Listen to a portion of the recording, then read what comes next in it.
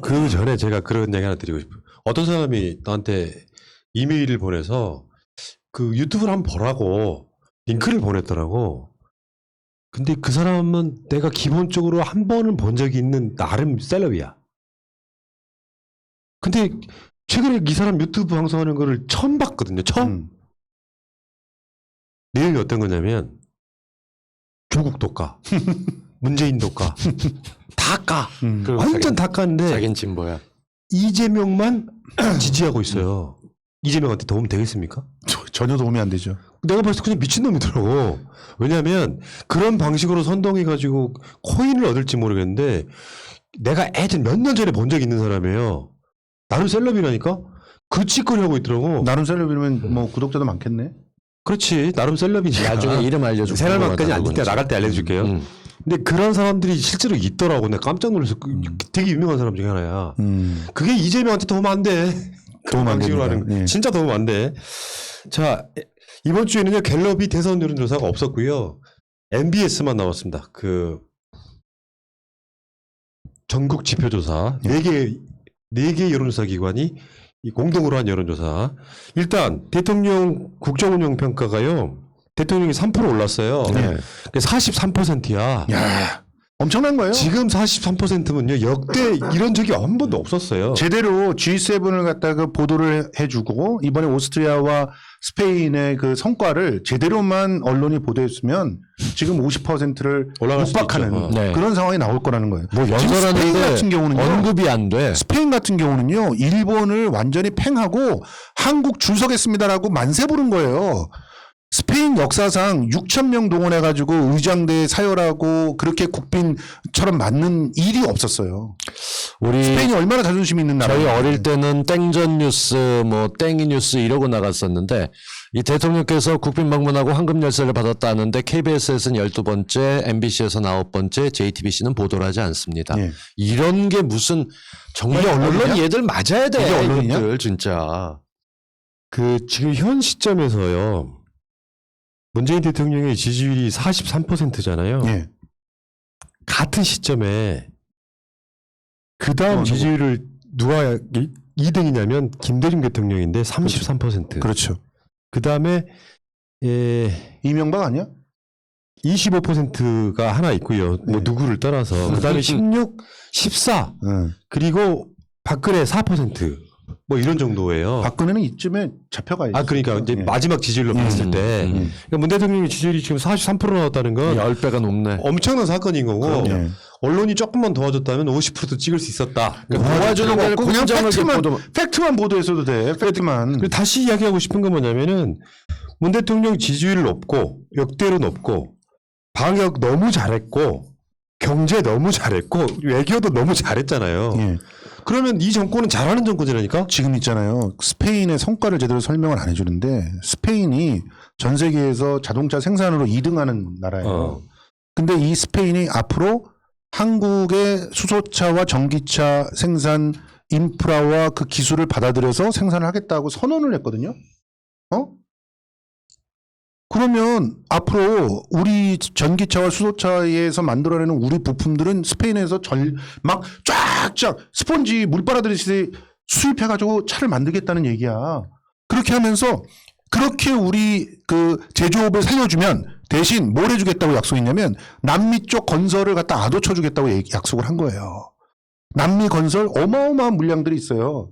그거를 대부분 누가 스페인이 잡고 있어요. 왜냐? 남미 전체의 70%를 스페인어로 하잖아. 스페니쉬. 스페니쉬잖아. 그런데 그런 거를 보도를 안 해. 일본은 완전 그야말로 지읒됐거든요. 예. 그러니까 여기 관련해 가지고 코로나19 방역 대응 평가도요. 5% 상승했는데 잘하고 있다가 70%고요. 예. 부정평가 과학이죠, 과학. 29% 30%의 과학. 그러니까 뭘 해도 잘못했다라고 느끼는 사람들이 선동하는 그 분위기가 지금 문재인 정부가 어마어마하게 잘하고 있음에도 불구하고 핀셋으로 20대가 돌아섰다, 부동산이 문제 있다, 이 부분만 갖고 와서 정권 교체해야 된다, 여론조사를 하면 그렇죠. 정권 교체 비율이 높다 이런 식으로 선동하는 거 이게 예. 가장 큰 문제라고 보고요. 자, 대선 후보 적합도를 한번 보겠습니다. 우리가 한번 이거 지켜볼 지점이 되게 많은데 이재명 25%, 윤석열 24%, 이낙연 7%인데 지난주에 동률이었었죠. 그렇죠. 24로 동률이었어요. 24 동률이었었는데 이거 굉장히 의미 있게 지켜봐야 되는 거예요. 뭐냐면 이준석 효과.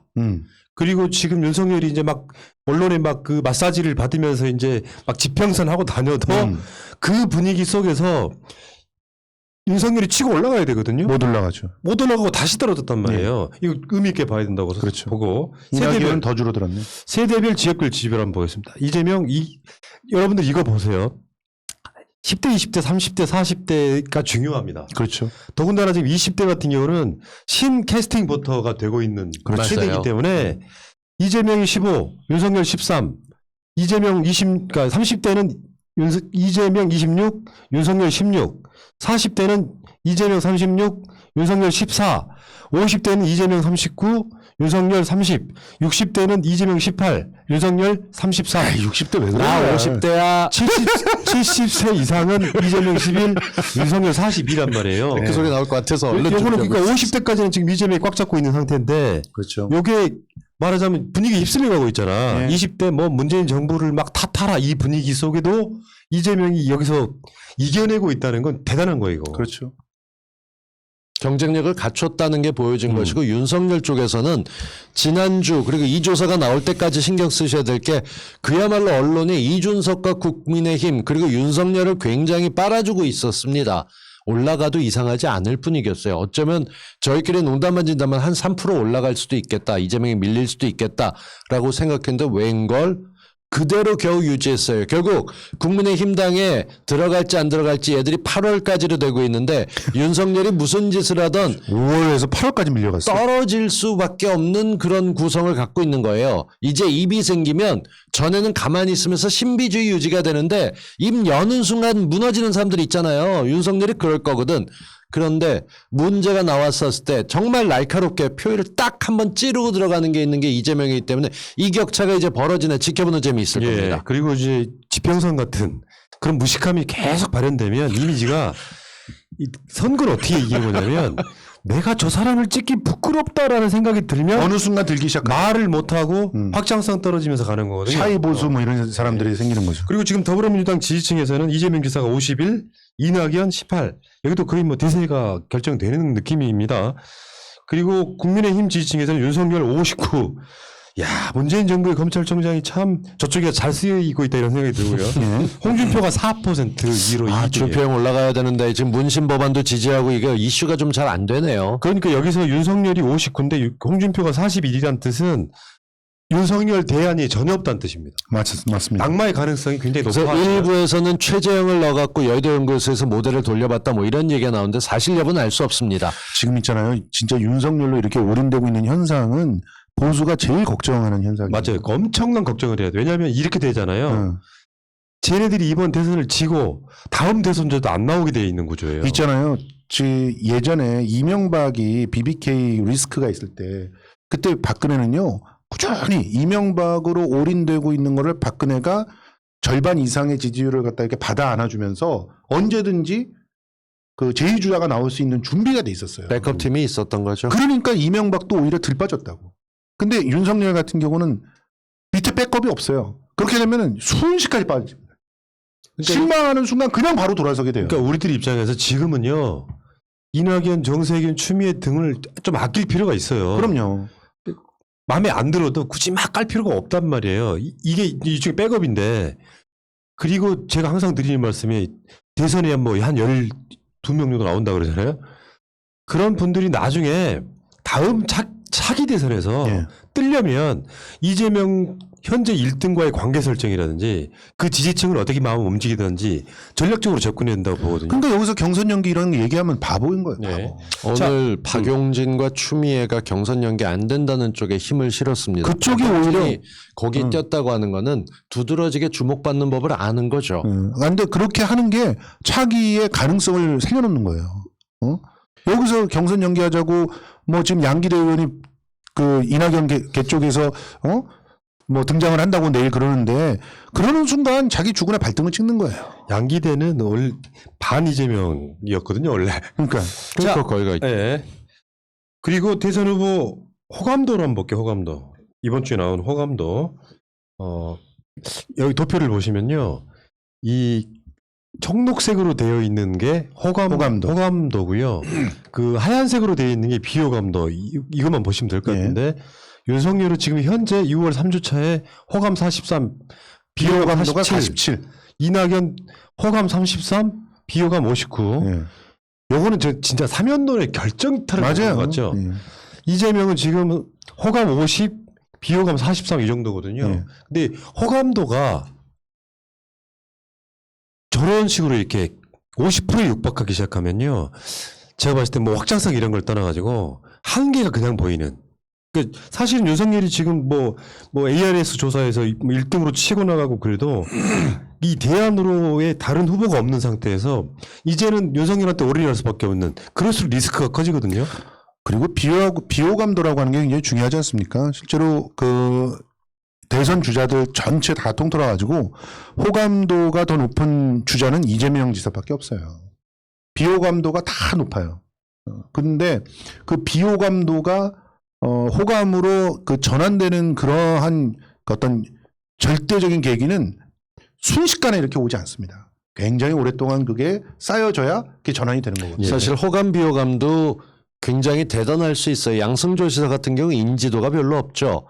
뭐 최문순 지사도 마찬가지고 10년 만에 정치 복귀했던 이광재 전 지사, 이광재 의원 역시 요즘 세대는 누구? 이러고 물어봅니다. 예.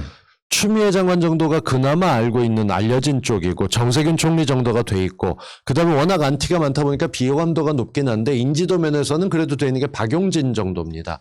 그러니까 현역 프리미엄들이 제법 있는 쪽인데 인지도가 좀 있는 쪽에서는 올라서게 되면 최소한 컷오프할 때 4명에서 한 8명 정도 된다. 뭐 이렇게 되게 되면 후보가 많은 건데 지금으로서는 훨씬 더 높은 10% 넘는 후보들이 좀 나와줘야 됩니다. 그래서 예. 인지도를 넘어서서 호감도 비호감도를 지금 말씀하신 대로 좀 따져볼 수 있는 그런 후보가 좀 돼야 된다. 아직까지도 SYY님 같은 사람이 있어요. 이재명 욕하는 거 들으면 미친데 정신 차리세요. 지지자 아니라는 거 알아요. 네. 민주당 지지자가 이렇게 얘기할 리가 없거든요. 자, 좀 다른 이야기인데요. 지금 경기도지사 여론조사가 그 동네에서 나오나 봐요. 나오고 있죠. 1등이 김진태, 2등이 권성동이랍니다. 그러니까 지금 최문순 지사가 3선 강원도 제안이란 지사. 말이에요. 예. 네. 그래서 저는 개인적으로 이렇게 생각해요.